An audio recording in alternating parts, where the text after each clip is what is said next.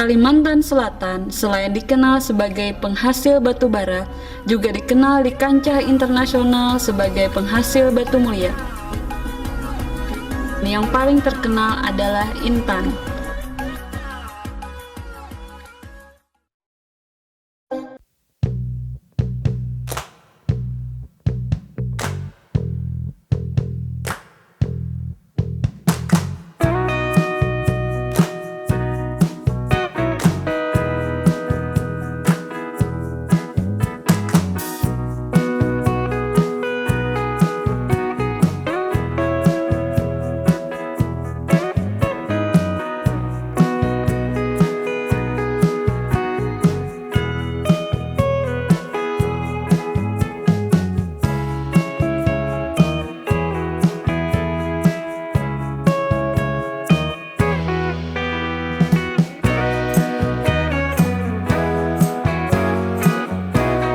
Bersama saya Salma Saurin, reporter Banjarmasin Post Group.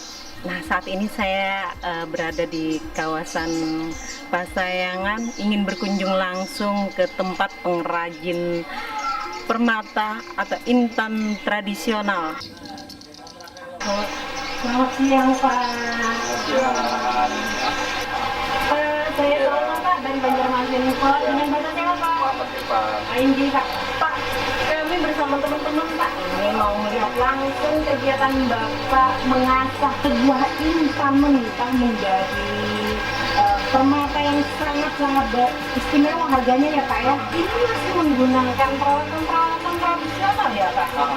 Bisa dijelaskan, Pak, peralatan ini sudah ada sejak kapan dan bagaimana sih proses-prosesnya, Pak? Ini masalah alat kita makainya emang dari zaman dulu, dari zaman kakek kita, dari zaman bapak kita, dari zaman kita sekarang. Oh, ini nama alatnya apa ya, Pak? Iskip namanya. Iskip ya, Pak ya? Kalau bahasa Banjar iskip.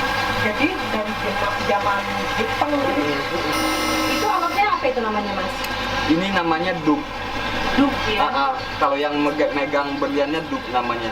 Tapi yang ini namanya tang. Ini namanya tang, kalau ini namanya duk. Ini yang bikin juga sebenarnya dari Belanda sebenarnya. Bikin alat ini. Ini alat-alat Eropa zaman dulu.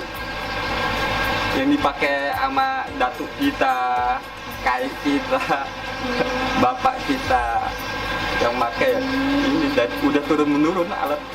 Ini dari keturunan ya, Pak ya? Turun menurun kita. Kan sengaja ini ya, Pak. Apakah ada mengalami kesulitan dalam hal ini atau memang tradisi ini memang sangat diturunkan oleh nenek moyang? Emang dari kakek, dari bapak, emang di sini menggunakan alat ini terus, emang disuruh. Khusus intan ya? Khusus intan? Khusus berlian. Nah, kita lihat langsung, Pak. Ini apa? Ini kayaknya berapa kerat ini, Pak? Ini 25 kerat. Kalau intannya ya, kalau dari bahan 25 kerat berarti.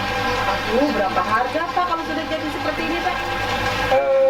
Kalau harga udah nyampe miliaran gitu. Telapak tangan 5 kali ya, Pak ya? Mungkin kurang lebih sekitar Milik gitu. siapa kalau jadi tahu?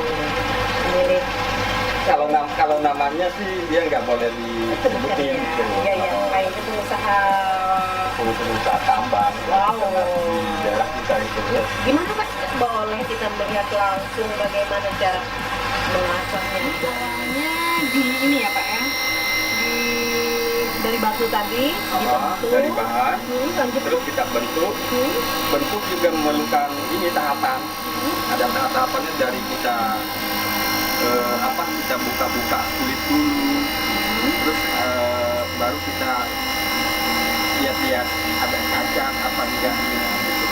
Terus kita ukur diameternya yang mana paling besar. Lanjutnya itu ini sudah tahapan berapa ya, Pak? Ini udah tahapan finishing ya. Berapa lama sih, Pak, tahapannya ini? Tergantung kalaunya emang nggak ada yang kita kejar, misalkan kayak lalat, kayak cacat, kalau bisa cepet ya tergantung. Kemudian kalau lalat itu ada Kalau ada kotoran nggak lagi. itu tergantung yang permintaan yang punya barang. Kalau misalkan Biarkan. biarkan udah kita ngambil berat doang, ngambil besarnya doang udah biar. Tapi kalau dia mau misalkan barang itu menjadi bersih tapi nanti beratnya kita kasih tahu. Kalau misalkan kita kejar nanti selesainya beratnya bisa sekian. Masnya kan masih pekerja tradisional, tapi permintaan masih bagus ya Mas? Alhamdulillah nyampe kita dikontrak sama orang luar daerah kita gitu ya. Boleh tahu satu bijinya berapa? Harganya. Iya. Kalau rata-rata per krat sebenarnya sih kalau untuk lokal ya umum ya per kratnya 500. Oh berarti itu mati ya Mas ya?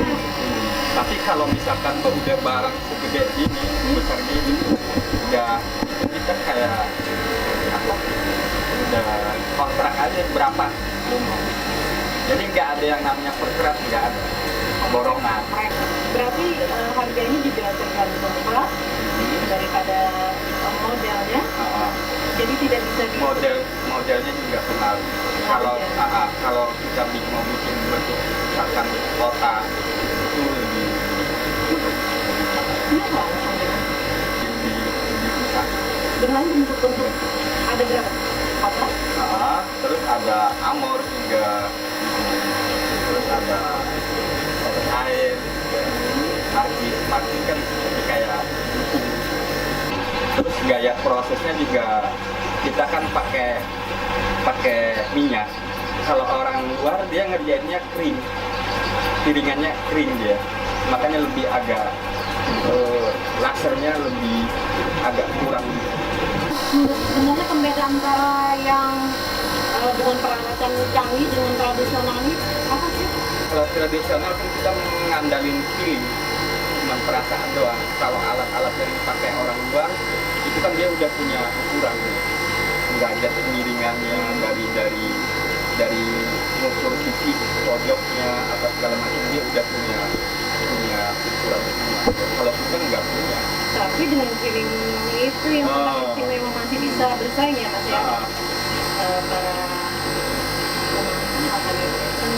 Banjarmasin pun itu sudah mulai langsung kegiatan yang dilakukan oleh pengrajin dari pasayangan pembuatan berlian menjadi tradisional tapi hasilnya mampu bersaing dengan peralatan-peralatan canggih lainnya. Terima kasih Mas sudah menerima kami. Mudah-mudahan semakin suksesnya.